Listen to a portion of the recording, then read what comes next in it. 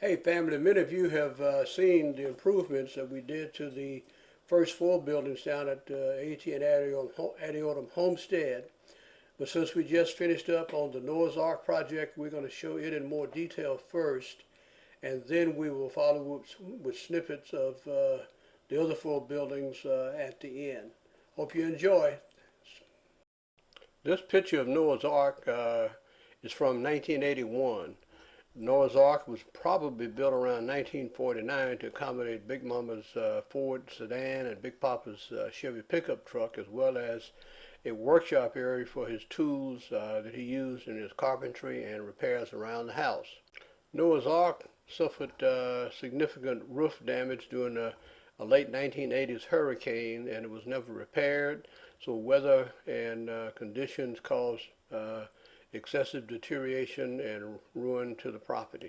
We received grants from the Texas Historical Commission and the Sumner Foundation last year, totaling about $30,000 to restore and renovate the Noah's Ark, and this is how we found it as we started the process. Once we started the demolition process, we saw that none of the wall structures were available for reuse. Only the roof portions remained salvageable. This made it safe for us to build the walls and then let the roof structure down to rest on top of the newly created walls. After bracing and replacing missing roof members inside, we were able to salvage the old metal roof on top of the existing roof frame structure. You'll see through the detail here that the metal that you see is of the original roof that was there. The whole point of this was to leave the metal exposed so that you could see the work that Big Papa did with the original roof. We then built a roof on top of the roof and have insulation bats sandwiched in between to help with climate control inside the building. We built and doors, the windows, the exterior doors, the siding, and all the features that made it unique and identifiable from the picture in 1981. The concrete pad serves as a parking area for handicap access, which was part of the grant requirements.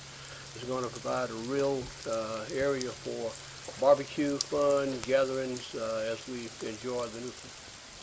This is the handicap restroom facility that we built in Noah's Ark, so that we didn't have to tear up the house and build ramps to the house to give access to the handicap, and it was a major part of our funding.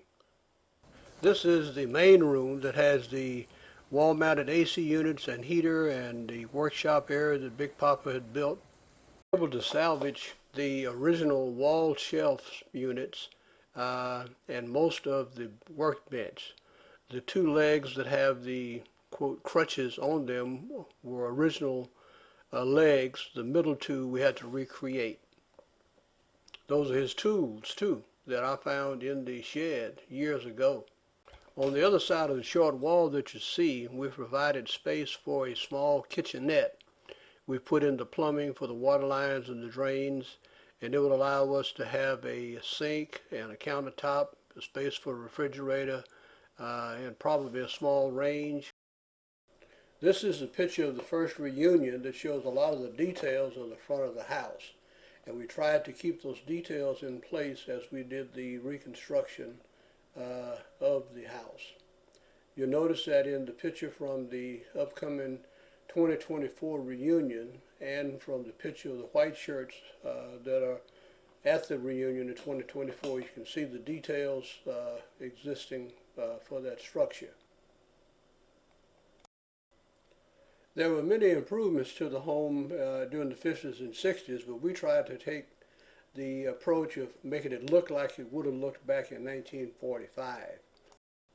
The original kitchen was torn out and updated with a new modern style cabinetry, but we decided that it was important to recreate the kitchen the way Big Mama's kitchen used to look, and we called it the historic wall.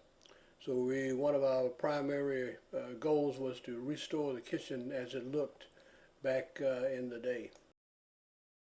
We removed all of the aluminum windows and rebuilt old-style wooden windows and tore down the fireplace and re-bricked the outside chimney in order to get the look that we see there in the current living room. There are just too many improvements to the house to cover in this one video, so many of you have seen them, and others come and see what it's all about. This is how we found the crib, almost laying on the ground when we got started. Once it fell, it basically just rotted in place, but we were able to rebuild the foundation structure and lift it back up, put a new roof on it, and we've got a good crib now. The same storm that blew down the crib also blew down and damaged the smokehouse, but we were able to resurrect it and all its features. I bet you all recognize this lady and some of these kids hanging out around the chicken coop area. What you see in this video are the details of what the chicken coop looked like. We use this video and other still pictures to verify the details of the chicken coop and rebuild it in its location.